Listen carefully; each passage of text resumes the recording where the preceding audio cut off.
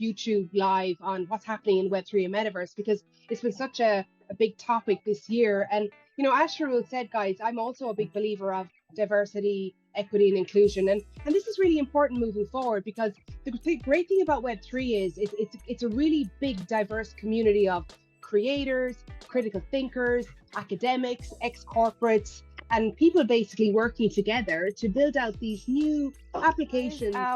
This is Sharul and welcome to Product D&I. So you must be wondering what Product D&I is and what are we going to do here?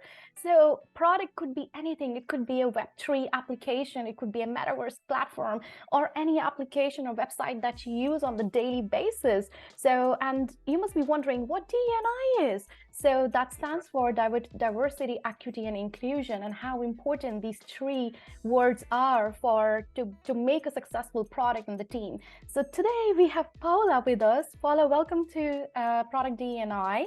And it was great to meet you at Blockchain Week. Yeah, it was great, actually. I really enjoyed Blockchain Ireland Week, and it was great to meet you then. And this is the first time, guys, that myself and Sharul sat down and thought about, geez, would it be great like to have a small webinar or YouTube live on what's happening in Web3 and Metaverse because it's been such a big topic this year. And, as Sharul said, guys, I'm also a big believer of diversity, equity, and inclusion. And this is really important moving forward because the great thing about Web3 is it's a really big, diverse community of creators, critical thinkers, academics, ex-corporates, and people basically working together to build out these new applications and platforms that have a more diverse and inclusive perspective. And this is really important, particularly with, through applications like artificial intelligence, right?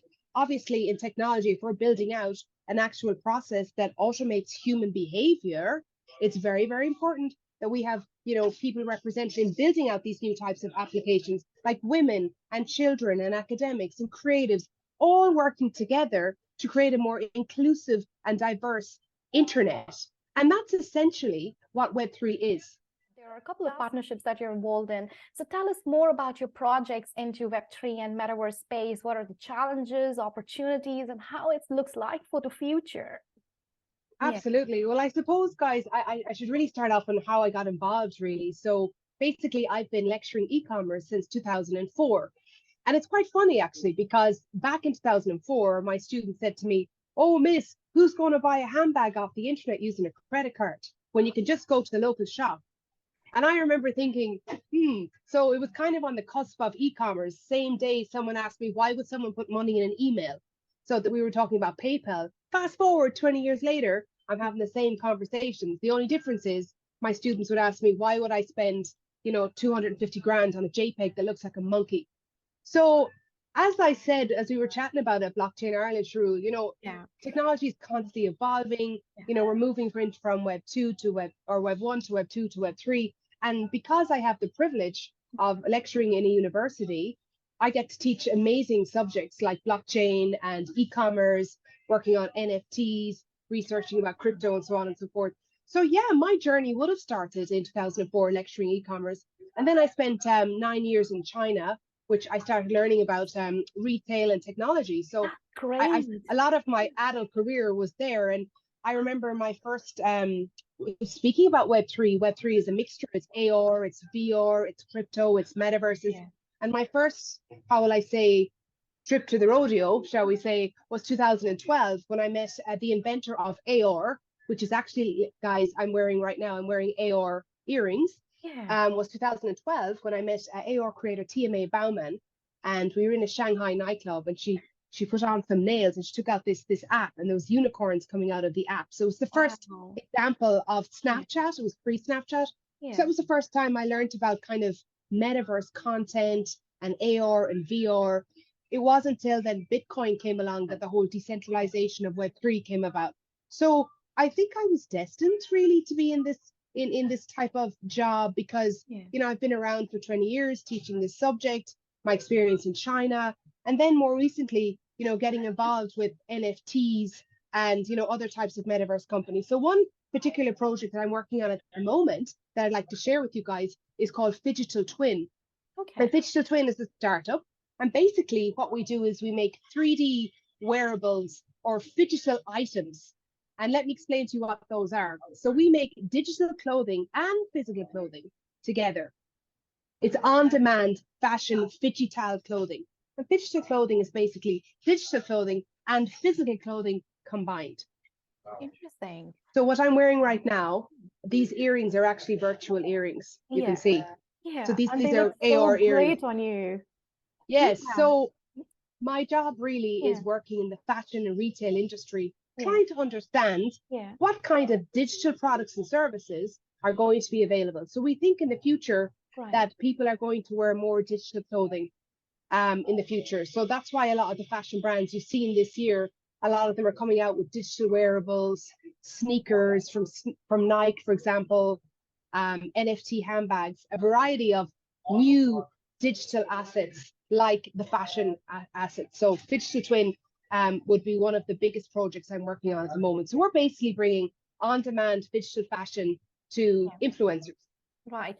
That's great, Paula. It seems like an exciting project. So you have also mentioned AR, VR, NFT, and how the Web3 space is a combination of these different technologies working together. So, and the technology world is changing so fast. Just every day we hear about something interesting. For example, just recently, OpenAI has launched their new app, ChatGPT. So GPT, Yes, yeah. So and that's going to make it so easy and handy for a lot of us to do the tasks. totally. Quicker. Yeah. Yes, because last week I actually typed into it and yeah, I wrote what would happen yeah, if Britain lost the war, because yeah, I was playing with the yeah. search engine just to see. And Sure. actually the answer was pretty. It said that we'd always speak in German and Yeah, that we'd be occupied by other countries. And it was quite yeah, interesting. But I'm very, very interested in this new yeah.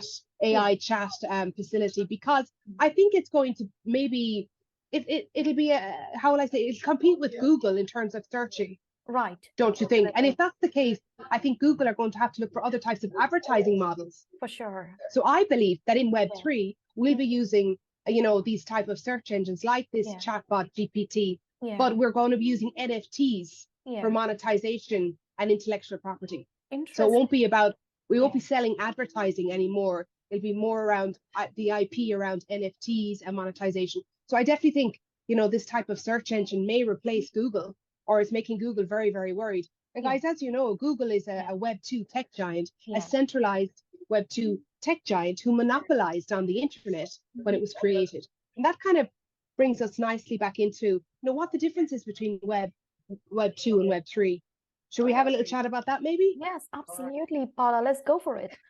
Yeah, so I suppose one of the main questions, regardless of the fashion and the AR and the VR and the metaverse, is, a lot of people have asked me, what's the difference between Web2 and Web3? Yeah. Well, let's talk about the internet, for example. So Sure. when the internet was born, I guess, the internet was never supposed to be centralized. Yeah. It was basically a peer-to-peer network where friends like me and Sharon could share Britney Spears albums, and there was no Spotify and there was no monetization. It was basically a bunch of people using a decentralized internet in a peer-to-peer way. So we were discussing with each other without a centralized server or entity. Roll on Web2, the large tech companies monopolized the internet by creating 6 platforms such as IBM, Amazon, Google, Meta, and so on. And these companies monopolize the internet. Yeah.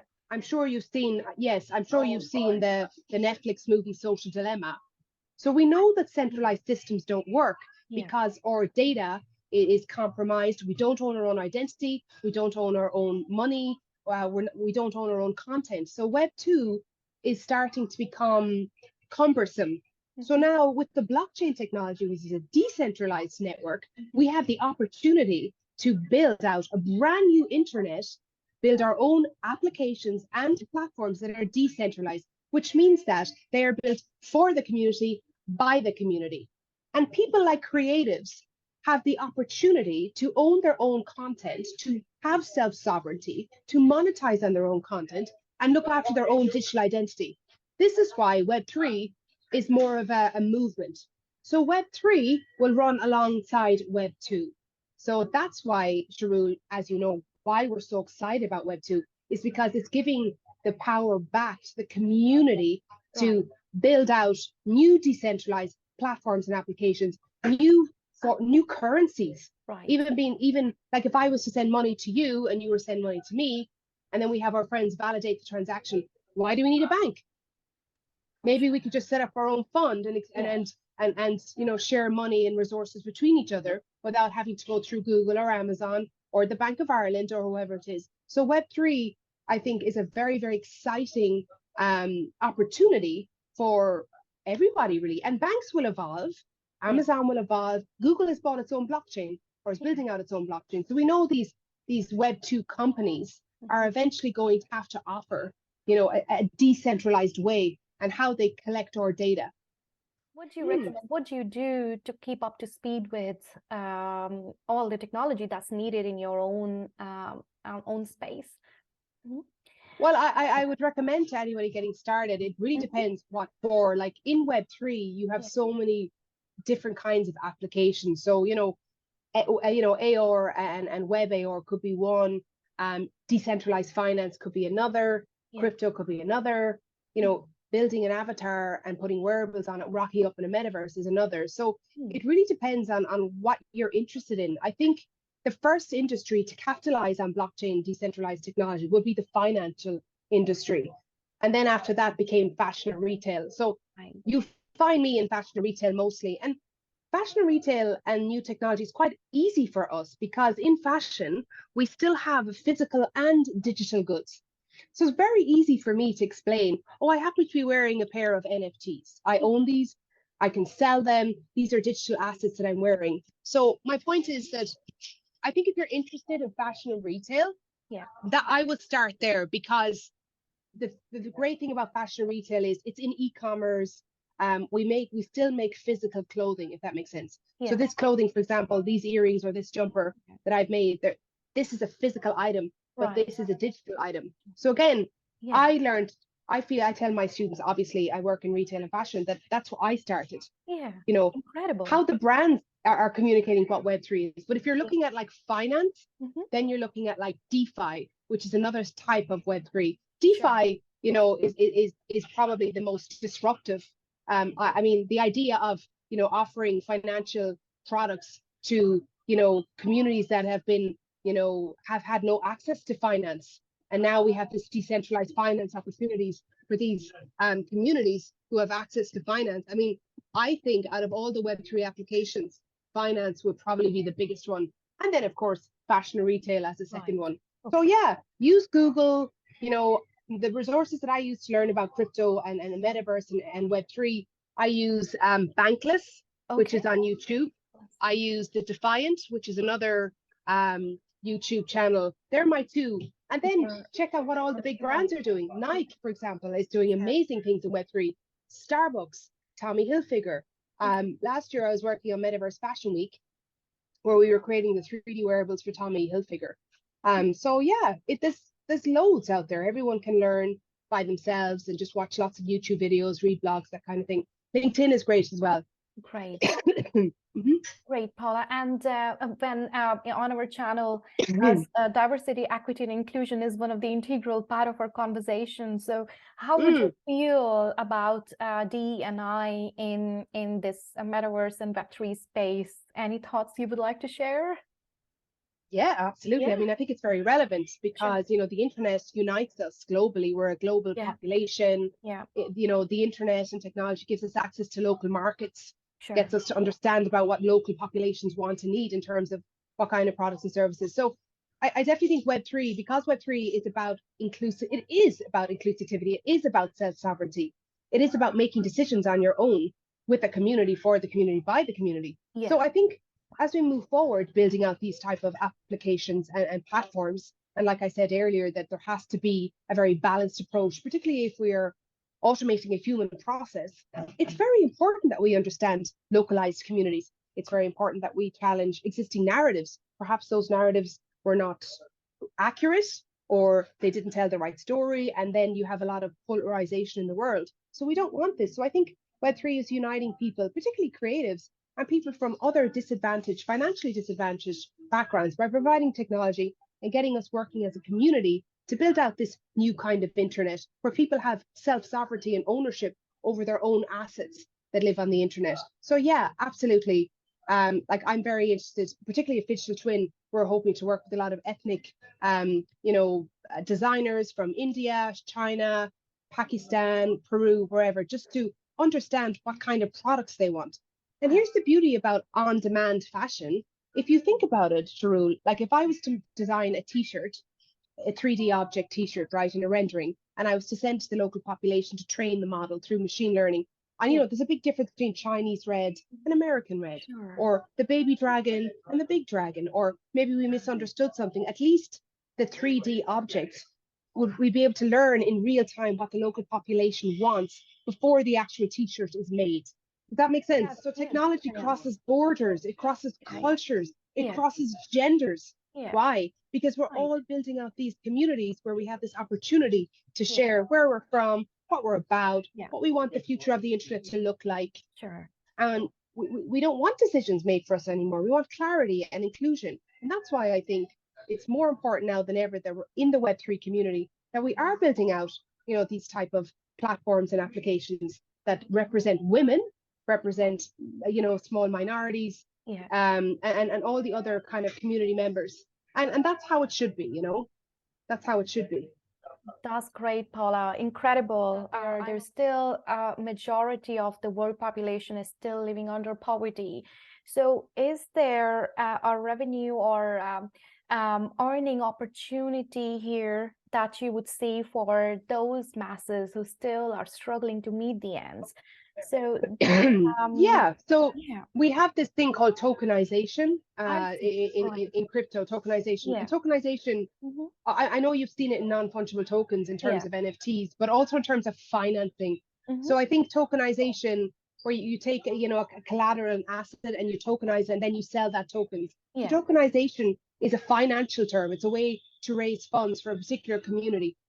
Also, we could do a token for sending money to disadvantaged areas to build their internet communications. So we've seen a lot of, projects that are Web3 projects that are based on impact and are based on sending resources to these disadvantaged communities. Even in likes of Africa, like decentralized finance is providing the local population with access to finance that they would have been discriminated against and excluded from in the past, because traditional financing is no longer viable, because traditional financing is based on, sometimes it's systemic, sometimes it's based on colonialisms, sometimes it's based on monarchies. So the whole financial system is kind of biased and it's discriminatory.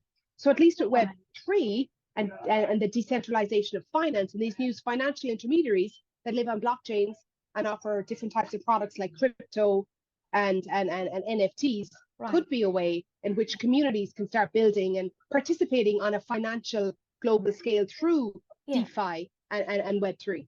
Just coming back to your experience in living in China for 9 years, share some more of your experience living in the country for 9 years and leaving Ireland and going to a completely different culture with different language, food, and how was it for you? It was definitely a learning curve. I think in 2008, when the banks, the recession crisis, so I was back doing an MBA in luxury fashion management in France. And when I graduated, I came home to Ireland, and I'd already done a master's in computer science in e-commerce in 2001.